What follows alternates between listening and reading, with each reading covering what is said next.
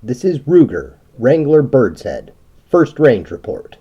Let's hit the range. Alright. Now here we are going to do... This one's going to be fun.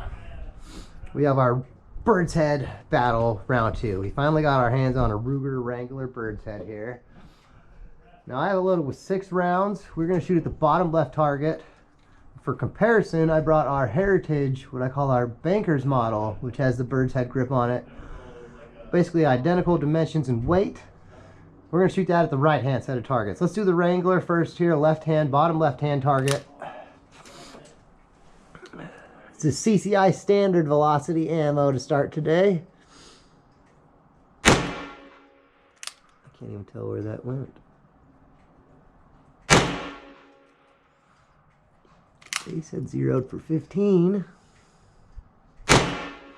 There's one.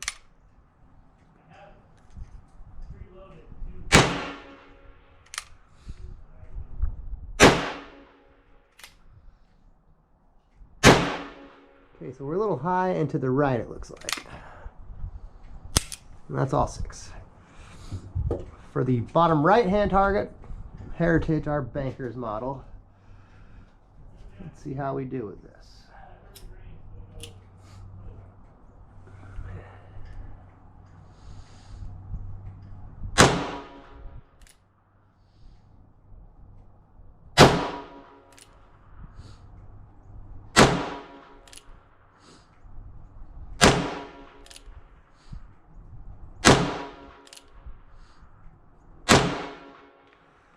Okay, and what we see with our Heritage is we are a little low left, maybe a little high right with the Wrangler.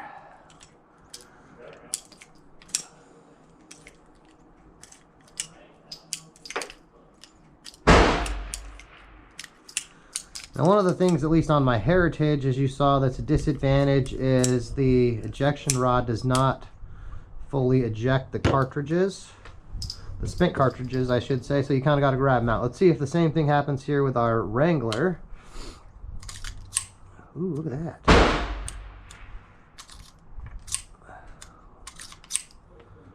That's nicer. Ooh, that's stiff. There we go. All right, so we definitely have a nicer ejection rod on the Wrangler. Let's reload here. I'll give you the on-camera reload so you can appreciate how slow that goes.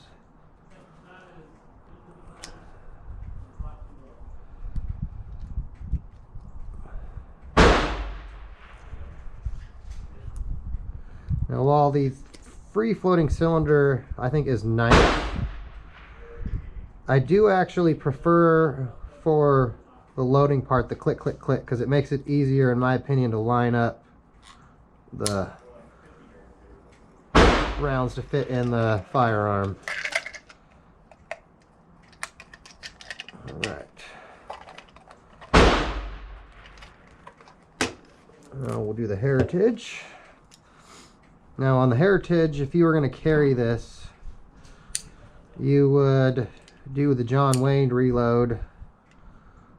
They cover this in the manual. What it is you load one, skip one, load your next 4, and then when you put the hammer down, it's going to be on an empty cylinder, which we'll do that later. We're not doing that right now.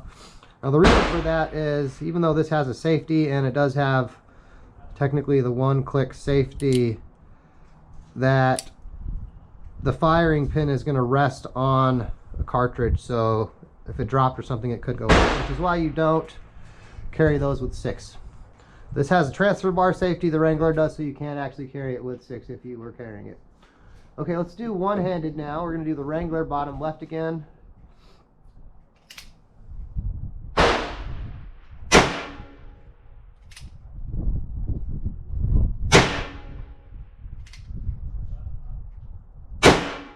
don't even think I've hit the target.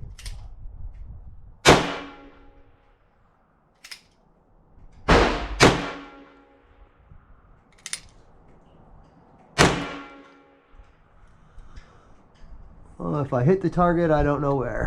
Let's see if we can hit the target at all with the Heritage here.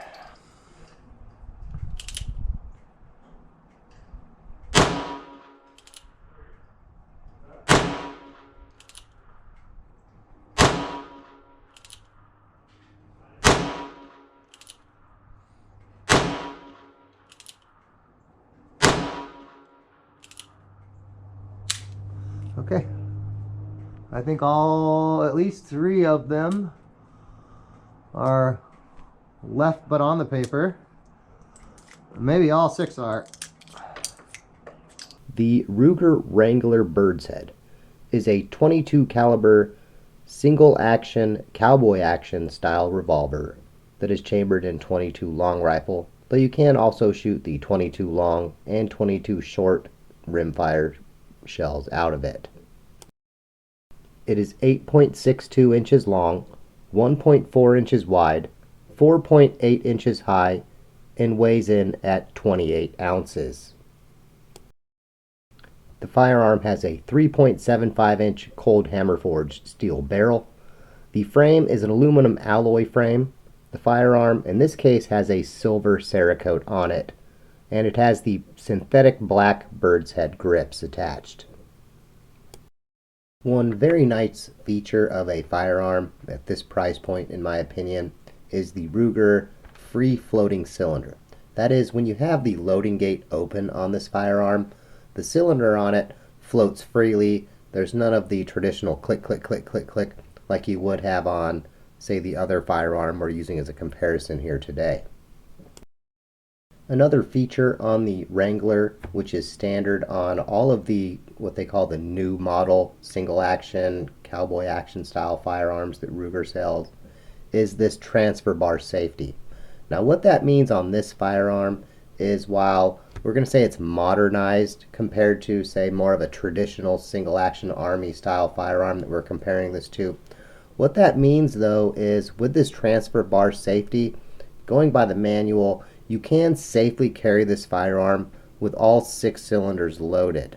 So unlike the traditional single action army, where it's recommended that you don't carry with a live round under the cylinder, even with the hammer down, even if it's in the hammer's in, quote, the safety position, with the transfer bar safety on this Ruger Wrangler, you can actually carry 6 rounds in it if, say, you needed to.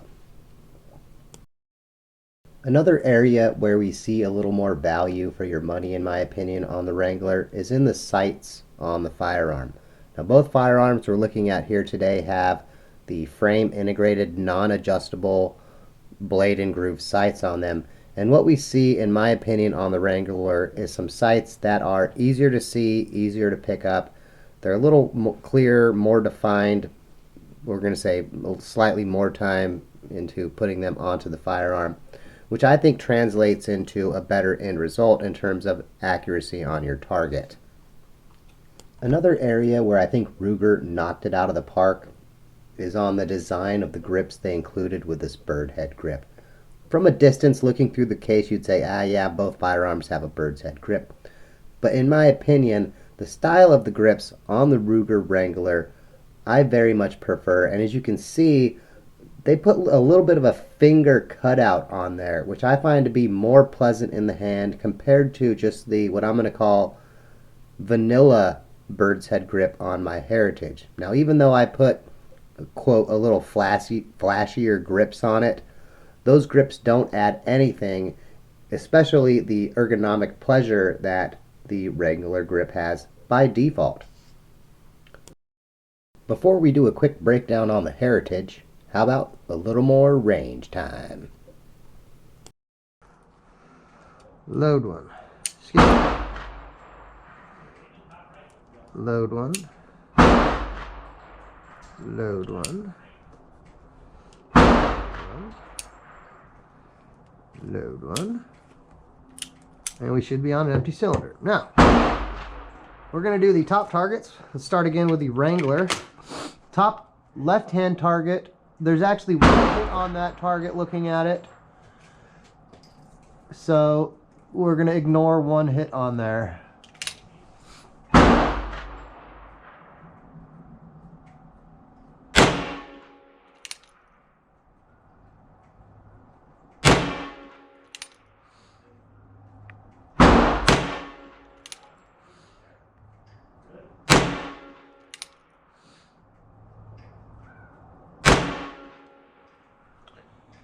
Okay, at least 4 of 5 on the paper.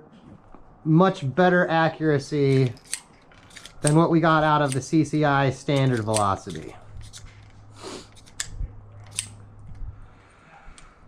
That could be me just getting more used to the sight on the firearm too.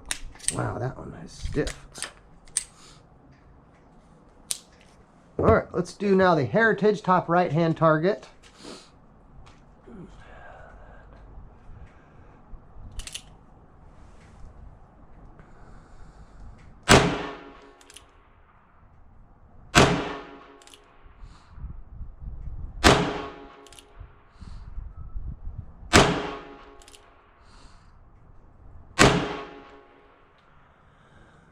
Okay, I'm sorry, Ruger, but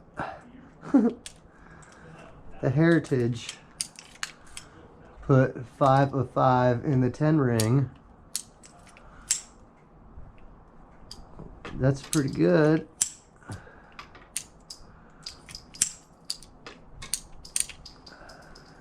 All right, let's try another ammo. That was Winchester Silver Tip. Let's do Federal Punch. I think I might have called that our least favorite. Actually, Federal Punch is my least favorite ammo. Silver Tip, apparently fantastic out of these little firearms. All right. All right, here we go. Let's reload again. We're going to John Wayne reload. Load one.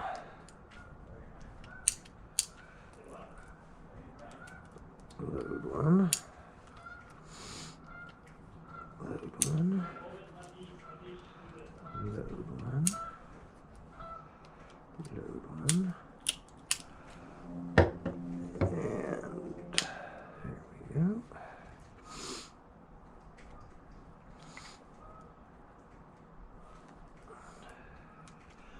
I think technically on these free floating cylinders you just load 5.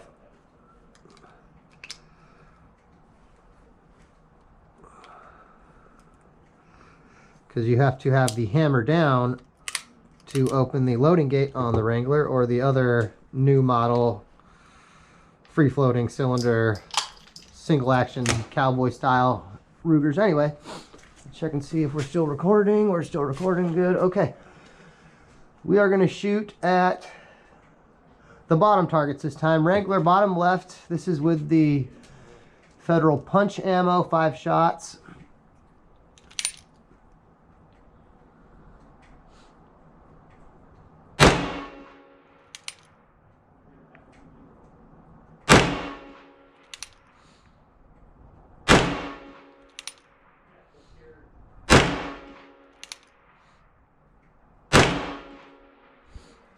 Okay, well, most of those shots went where the previous shots hit. 2 of them were a little high, but all of them were on the paper.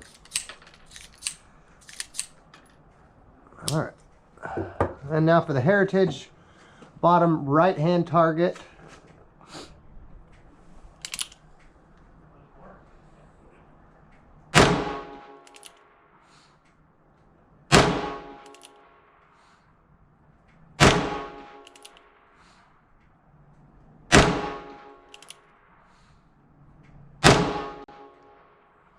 I think those went to the left, but to be honest, it's hard for me to tell on that target. We'll have to review the footage.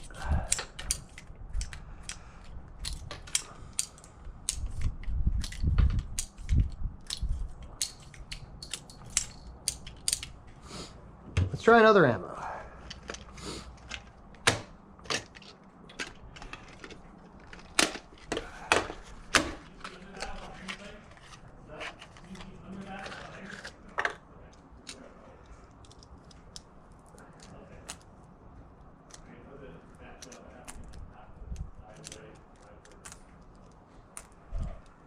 This is the CCI segmenting hollow point.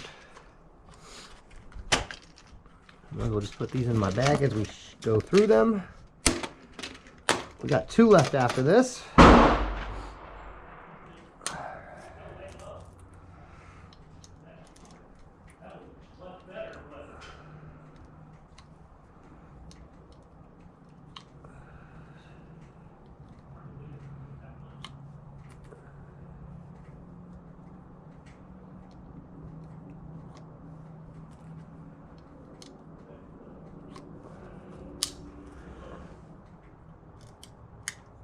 I think we're going to try that. On this one, we will do our traditional John Wayne reload.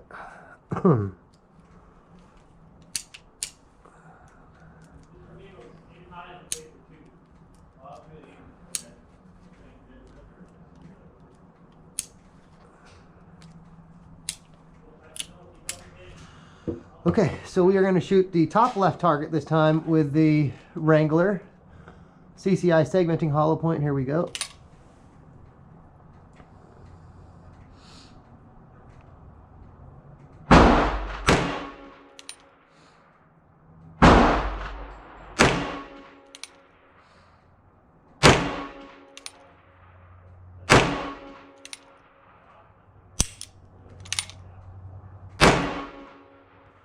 Okay, so our reload did not work as expected.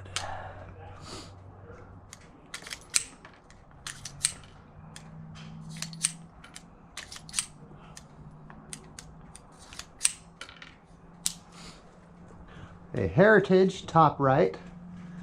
I want to say all 5 of our hits are on the paper. We'll have to review the footage.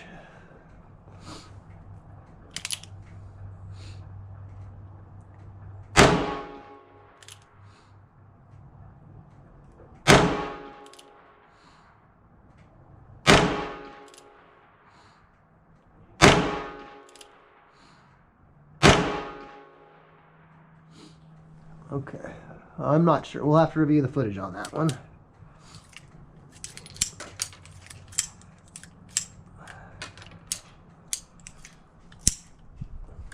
The Heritage Rough Rider we're shooting here today, I call it the Banker's version of the Rough Rider.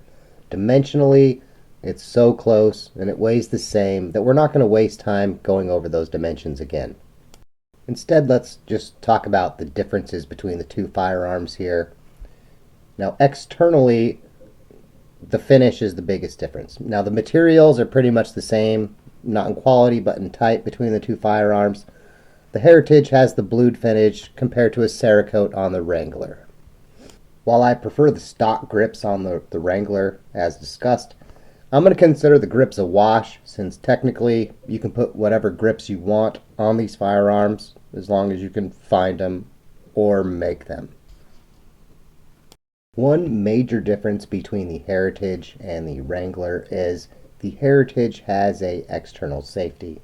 As you can see here, on the left side of the frame there is a thumb safety that you can flick down for fire, up for safe. That's in addition to the hammer one-click safety on these as well. The Heritage also has what they would call the traditional 4-click hammer on it. The Wrangler does not. It just has the 2-click hammer, which is sort of a Ruger thing. Again, Heritage 4-click, more like the traditional single action army style pistol that this is modeled after. Unlike the Ruger, and just like your traditional single action army firearm, you do need to have the hammer cocked in the loading position with the loading gate open to be able to load and unload the cylinder on this Heritage Rough Rider revolver. On the Ruger Wrangler, the hammer needs to be in the uncocked position in order to be able to open the loading gate, and then the cylinder will free spin. On the Heritage, with the hammer in the loading position and the loading gate open, you can spin the cylinder, though you get that traditional click, click, click, click, click. The Rough Rider has very similar frame integrated blade and groove sights as those on the Wrangler, though they're not the same. In my opinion, I find the frame sights on the Wrangler to be a little better, as I said before, a little more time put into that design and execution, which I find them to be a little easier to see. And the biggest area where I think that is noticeable is I can very clearly see the sights on the Wrangler without having to cock the firearm. Now on my Rough Rider here, while I can still see the sights, I have to cock the firearm in order to be able to see them as clearly, which, in terms of use isn't a big deal, but I don't know. I just prefer being able to see the sights clearly without having to have the firearm cocked. We'll just put it that way. Now, one of the nice things about these Heritage Rough Riders and many other of the single action army sort of family of firearms, depending on which family you're in that family, is they have interchangeable parts. So for example, on this Rough Rider that we're shooting here today, if I didn't like the Birdshead grip, I could buy the standard grip from Heritage, remove 3 screws, put the new grip on, put 3 screws back on, boom, you got the firearm with your preferred grip on there. You can also buy from Heritage, different cylinders, triggers, hammers. They have a surprising amount of customization options out there, especially for a firearm at this price point. Now, I don't think, from what I can tell, you can buy different grip frames or things like the 22 Magnum cylinder yet from Ruger, but it wouldn't surprise me if in the near future things like that weren't available. That's just sort of the nature of the way things are probably going at this price point. Before we talk about the firearms a little more, how about a little more range time? All right, here we go. Let's hope the camera's still rolling. It's still rolling. Okay, here we go. Bottom left target, 5 shots with the Wrangler. CCI short hollow points.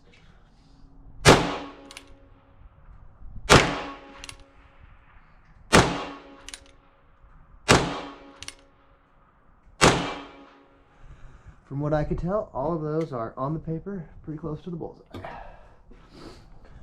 Bottom right target, Heritage, 5 shots, CCI shorts. Here we go.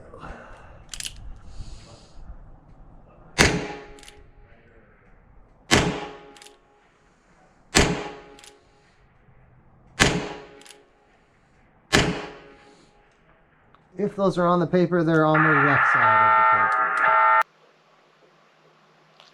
Alright, let's get to the conclusion of our video here today. Now, you'll have to forgive that I'm sitting on my couch here. I forgot my insulated boots that I would normally be wearing on a colder day like today. So after a couple hours at the range in the mid-30s and windy and rain showery weather, my feeties were kind of cold. So I have retreated to the couch for the conclusion of today's video. Now, I think if you look at our targets here today, one thing we can say is, even though I think I shot the Rough Rider slightly better than the Wrangler here today, is that with both firearms, with the frame integrated fixed sights, you need to have ammo where the point of impact lines up with where you see those sights. Otherwise, as you saw with various ammo with both firearms today, there were a couple choices where the hits weren't on the paper. And that's not good when you consider that we were barely at 7 yards. It's not like we were shooting at very far away long distance targets or anything. Those are certainly well within range of what you would expect to see at even a simple, what I would call cowboy action 22 contest that you might use these firearms at. Now, there are certainly higher end options out there, though I think both options represent very good options for entry-level cowboy action 22 firearms. Now, whether that's something for plinking, just having fun at the range or whatever, or even if you want to get into the sport of cowboy action shooting, because there are groups out there, certainly many of them, that will let you do cowboy action and going through their courses using your 22 firearms. And in my opinion, having done that with many different centerfire firearm configurations in the past, none of those setups, even when I did Josie Wales with 4 centerfire firearms, wasn't nearly as fun as any time that I did the same course with the rimfire setup. I don't know what it is, but it's always, I don't know, 1,000,000% more fun doing it with a rimfire. I don't know, that's just me. In my opinion, way more fun with a rimfire. Now, as it comes down to the Wrangler here today, because that is what is the heart of our video, with it being the first range report, there are some things that Ruger did very well with it. Now, one of the nice things about it is, well, it's a very affordable price point. Is it the cheapest option out there? Certainly not, but it's far from the most expensive. And in fact, Ruger has many options that would be considered above it in both quality and price point.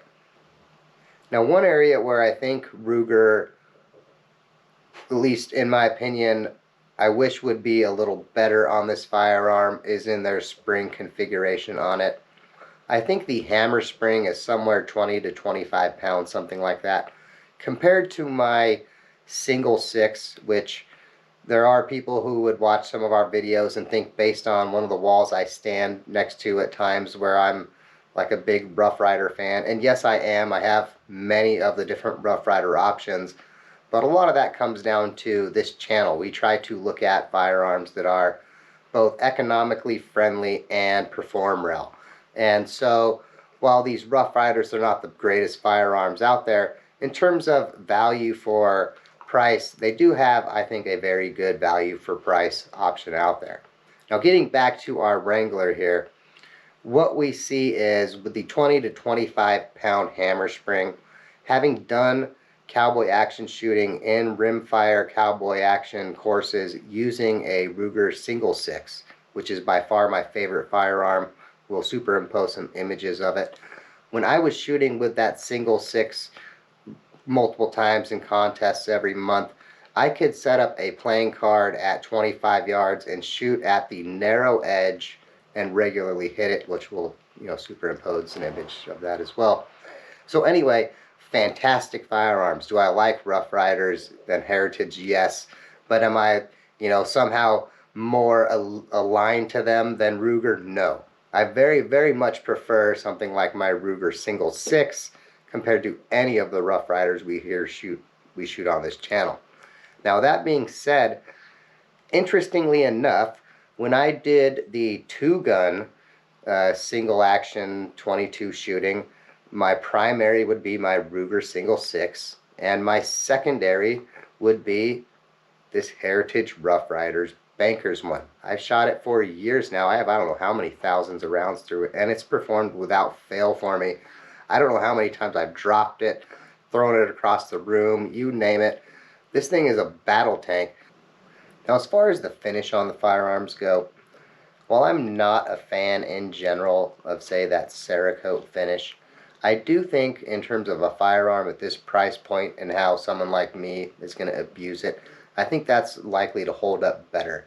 And that's not to say that I think the finish on my Rough Rider has held up poorly, though I do think it shows more wear than what my Ruger Wrangler would under similar conditions. Now, another area where you might ask, is it worth the extra $50 or $100 for the Wrangler? And I think where that comes into play, besides something like we saw in the video where the slightly longer ejection rod made it easier to unload and then reload the firearm, is also in the sights on it. Now, while they have very, very similar frame integrated sights, as we saw in the still images, there is a slightly better design on the Ruger Wrangler sights compared to the Rough Rider. Now, another thing that I have noticed on more than two of my Rough Riders is, and they're, you're not buying the most accurate firearm, obviously, at that price point, but one of the things where it comes into play is the blade, the front blade on there that you would normally expect to be straight up and down. On a couple of mine, at least, it is slightly canted, which affects absolutely your accuracy with those firearms. Now, at closer ranges like the 7-10 yards like we typically shoot at on this channel and what you would probably engage in most cowboy shoots, are they going to make a big difference where you just need to knock down a steel plate? Probably not. But at the times where you maybe are shooting, say, Josie whales, and you want to use that Heritage short-barreled, barkeep, whatever, as your rifle, and shoot the 28-yard target and hit the whiskey bottle knockdown, that little bit of a certainly will make a difference between hitting that whiskey bottle easily and being just to the side of it. Which, yeah, that's happened to me before. Now, while the Ruger Wrangler has a heavier hammer spring, and it does have a heavier single action trigger pull on it. Off my gauge, it was around 5 pounds compared to around 1 pound on most of my Heritages. Now, that does make a big difference, and I think that is why we see the slightly better grouping with the Heritage on the targets here today compared to the Wrangler. While the Wrangler has the better sights, because the Heritage has the better trigger, I was able to be more consistent with my hold and point of where I was aiming when the firearm went off in that case. Now another area where, if this was going to be my competition firearm, that I would maybe look for ways to make changes, and there are ways, there are people that are going to throw them out in the comments, I'm not going to talk about them, is in terms of that hammer spring weight. 20 to 25 pounds, for me that's awfully heavy. Comparing that to the Heritages, while they have that 4-click hammer, they are easier to work the hammer, and I think that comes into play in terms of when you want to be quick and engage multiple targets in rapid fire on your cowboy action course. You know, when you're doing that bang, bang, bang, bang, trying to get over it. Now, you're not going to fan like in the movies. That's the thing of the movies doing it. But you certainly can, and you'll see me at times doing that. I forget to do it. You'll see where I will fire. This is not the way, like if I'm holding the firearm in my right hand in the two-handed grip and then working the hammer with my right hand, that's bad. That's not actually the way that you want to do it properly. You hold with your, say your, whatever your dominant hand is, and then you would work the hammer with your offhand, and you can be very quick about it. There are people that have awesome techniques on being fantastically fast and accurate about it. I know people that can knock down 5 plates in like a second or whatever that are just like, I mean, they're not muckluck, but they might as well be. But the point is, when you do that with your, when you work the hammer with your offhand, you can maintain a very stable hold with your dominant hand and then be quick with your working the hammer. And the heavier hammer spring on that Wrangler would slow me down. Like when I was in a competition trying to be quick, that would certainly be something where I would want to try to ease that up a little without compromising the reliability of the firearm. Because that is certainly something that can come into play. If you get too light on that hammer spring, you can have negatively affect your consistent ignition with those rimfire cartridges, or really any cartridges to be honest. But anyway, with how heavy Ruger has that set, I think that would slow me down. As a plinker, no big deal. But if I was using that in my competition and I was just my like entry level shooter where I can't really afford to buy, you know, like a $700 cowboy action 22, what can I do on my budget $200 22 cowboy action gun to maybe squeeze just that extra 1/10 of a second out of it or something like that? Now, there's certainly things you can do. And as I said, there are things that we can't really go into, but decreasing the pull of that hammer would be one of them. It's 20, 25 pounds. I would lessen it. How?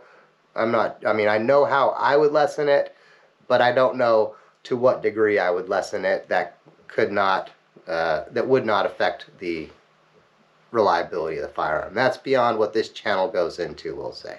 So anyway, I do think this Ruger Wrangler is a very good entry-level cowboy action shooter for someone who wants to do 22 action, or excuse me, 22 long rifle cowboy action shooting, plinking, whatever it may be.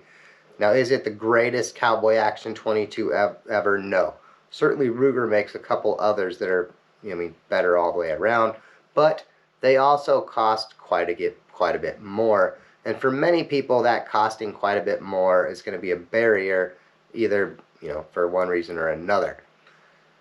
Now, that doesn't mean that you can't get a quality firearm at this price point. As we see with both the Ruger Wrangler and then even a slightly more wallet-friendly Heritage Rough Rider, you can get something that can be both very accurate, or at least accurate enough, and very fun to shoot.